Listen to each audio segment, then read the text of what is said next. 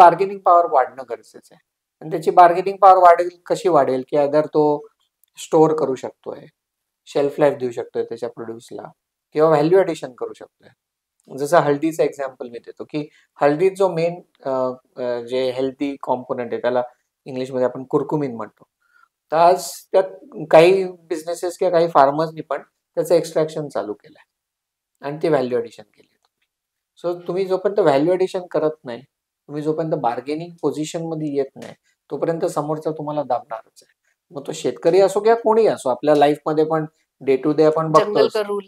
की bargaining power तुमच्याकडे असेल, किंवा आता फोनचं बघा, आज ॲपलचे फोन तुमच्याकडे आहे का बार्गेनिंग पॉवर याचं कस्टमर? आपल्याकडे नाहीये, पण त्यांच्याकडे आहे, म्हणून ते काही किंमत चार्ज करतायत आणि परत आपल्यासारखे वेडे लोक खरेदी करतोय. खरेदी करतोय, कारण they have that bargaining power.